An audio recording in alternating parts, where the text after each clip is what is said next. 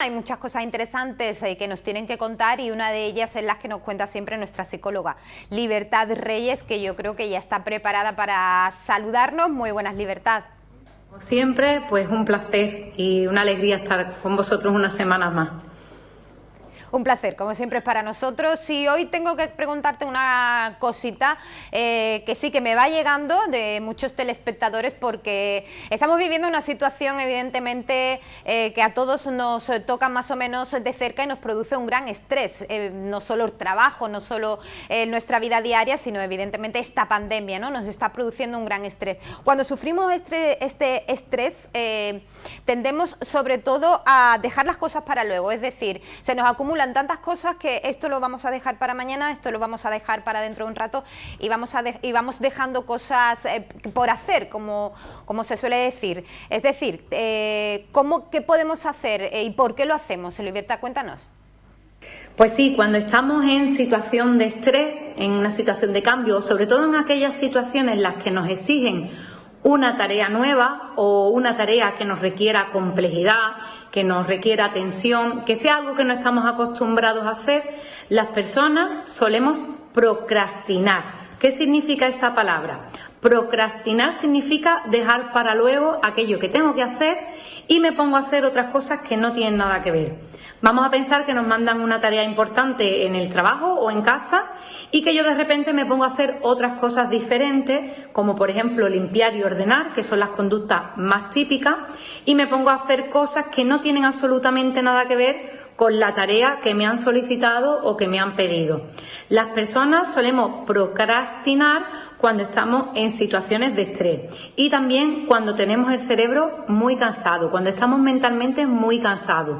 ¿Por qué solemos procrastinar con más frecuencias en los tiempos en los que corre? Pues por esas dos mismas circunstancias, porque estamos en situaciones muy cambiantes en las que tenemos circunstancias o tareas nuevas, cosas que antes no nos han exigido y que han empezado a exigirnos ahora, cosas que estamos acostumbrados a hacerlas de una forma y ahora tenemos que proceder de otra, y además estamos más cansados mentalmente porque todos estos cambios que vivimos en el día a día, en nuestro trabajo, en la familia, en la sociedad, todos estos cambios nos producen un cansancio mental, y cuando estamos cansados mentalmente solemos irnos a aquellas tareas pues que nos resultan más fáciles, más sencillas, más livianas, y no nos centramos realmente en aquella tarea importante, en aquella tarea más compleja que tenemos que hacer. El dejar las cosas para más tarde, el hacer aquellas cosas que no tienen nada que ver, se está convirtiendo en un fenómeno que en el día a día pues nos damos cuenta que lo estamos incorporando en nuestra vida. Procrastinamos porque realmente dejamos para más tarde o dejamos para luego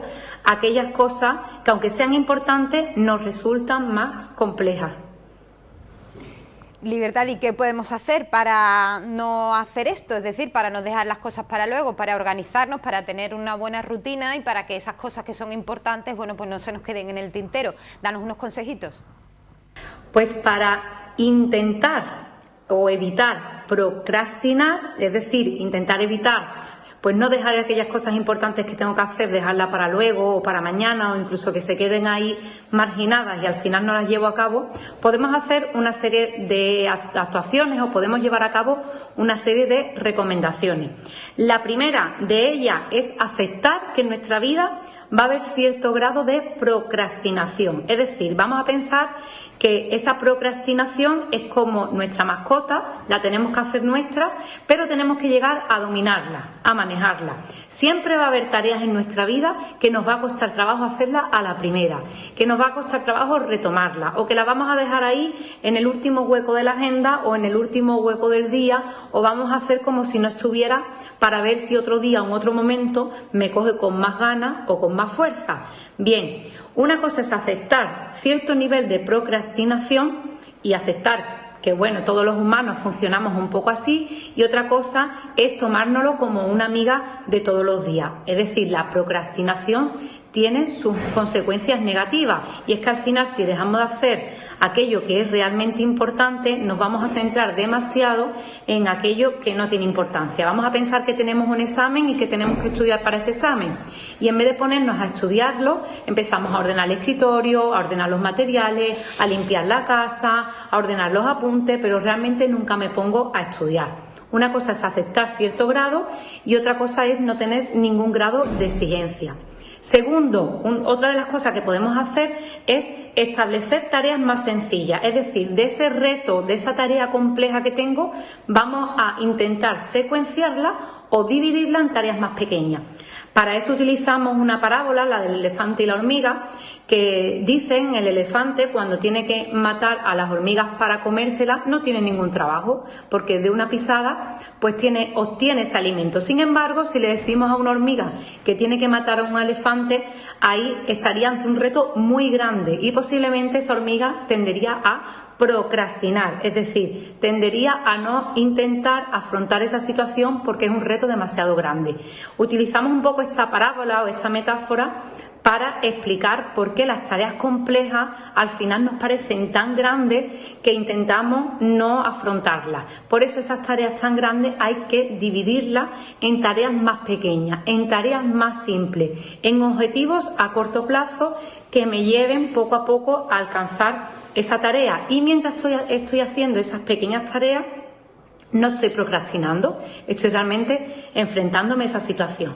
Otro de los consejos es que necesitamos descansar. Muchas veces cuando vemos que estamos cansados o que estamos postergando muchas cosas para más tarde o dejándolas para luego, quizás nuestro cuerpo, nuestro cerebro nos está diciendo que estamos cansados y que necesitamos descansar y que necesitamos bajar un poco el nivel de exigencia, porque no nos podemos llevar todo el día haciendo cosas difíciles ni todo el día ocupados con 1001 tareas. Hay que ser conscientes de que tenemos que descansar para poder actuar. Y otra de las cosas que también podemos hacer para intentar no procrastinar y no dejar las tareas para luego es elegir aquel momento del día en el que nosotros sepamos que rendimos más.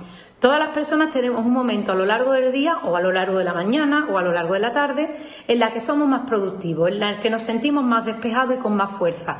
Ese es el momento idóneo para hacer aquella tarea que tienes compleja, o bien esa tarea que tienes en casa o bien esa tarea que tienes en el trabajo. Ese será un buen momento para coger esa tarea compleja, dividirla en pequeños pasos y hacerla de una forma más enérgica.